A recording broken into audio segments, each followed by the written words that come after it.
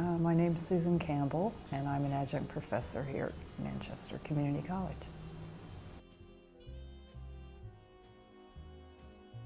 I'm still there. And I have been at the Hartford Courant since February 1986. I am old, and I was only going to be there 2 or 3 years and then bounce to a bigger paper because that's what you do. You go to the New York Times or the Boston Globe, and I don't know, I got to Connecticut and my career died. No, I got to Connecticut and I started to see the state as manageable. Like the issues of Hartford, the issues of Connecticut seem fixable. Like I can have a hand in this, I can help. I haven't done a whole lot. It's 26 years and we still have poverty and everything else that I write about, but it's a cool state. And so I stayed. So I'm still at the Courant, I'm still there. It's a bankrupt company in a dying industry. It's awesome.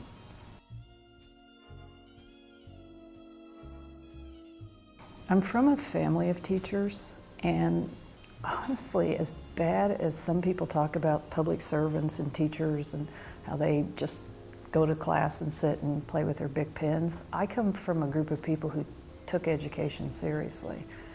So I came over here once to give a lecture at a friend's class. He was teaching a journalism class here. And I had so much fun in like 45 minutes that I contacted Bob Kagan and said, I think I'd like to teach a class. And I had it all written out. No one's going to take this class. It was a boring class. But I mean, it was exciting to me. It was this esoteric kind of how the media reinforces our myths, and oh God, no one would want to sit through that. But I wanted to teach it. And he was so kind. He said, yeah, no, but we could have you over to teach journalism. So I've taught a variety of journalism classes. That's a good question. Sometimes, especially after a long day, when I come here after my full day, I wonder that, but I always leave happy. This is a great school. For one, I have a great boss, and I hope he doesn't say this because I don't want to look like I'm sucking up or anything, but it's a very supportive environment for teachers as well as students. And I like the students here because mommy and daddy didn't write the check to come here, and most of them are putting themselves through school, so they tend to take their education more seriously. And it's a wonderfully diverse group. So when you have a discussion, it's not everybody grew up in Manchester and we're all of the same church or we're all of the same ethnic background. So you get a lot of perspectives, and I always come out of class having learned something. I think that's what keeps me. It's 10 years I've been here and I can't seem to leave.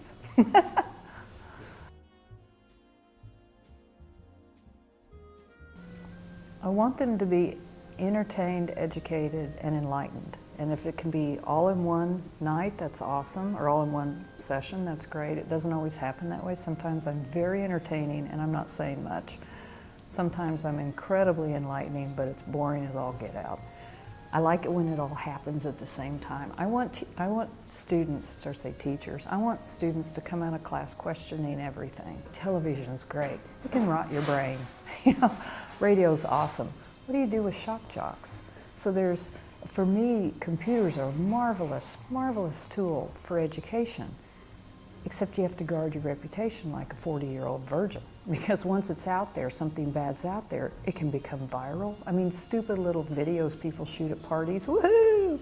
Oh my God, then I'm gonna hire you, but I just saw you wearing panties on your head. I'm not gonna hire you, you know what I mean? I mean, that's a bad example. Better not use that in class, but that kind of thing fascinates me. And the class has morphed over the years into how to teach students to be media literate. When you see this in the newspaper, should you trust it and why? Why shouldn't you trust it? When you hear a news report on television, what should you bring to the table that helps you filter out the nonsense, because it's not all factual? When you go to a website, should you trust this website? And here are some ways. So I want them to come out being a lot smarter about what they're ingesting from the media. I know I've gotten to them by their papers sometimes, like someone who sits like a lump on a log and doesn't talk, which is rare because I do hound people. They'll write this paper and I will hand it back and say, you have to start talking. You're smarter than everyone in here, including me, so don't sit there quietly. Or we'll be having a discussion, and someone who I don't think is really keeping up says like one thing, and I'm like, oh my God, that's awesome. You know, like they've not only been listening, and I hate it when someone just parrots back what you said, because that's sucking up, but they've heard what I've said, they've processed it, and they've added their own flip to it. Here, it's great. This is awesome. This is a great campus, and I think everybody who comes here, including teachers, takes something, they're a little better for it. But when I get home, I won't be ready to go to bed. I'm not tired, I'm wired, because we had this great watch, it'll really bite tonight, but I don't think so. We had this great discussion. They've given me something to go on for next week. I need to grade papers. I should go to bed. I gotta get up and go to work tomorrow, but man, that was fun. That's cool.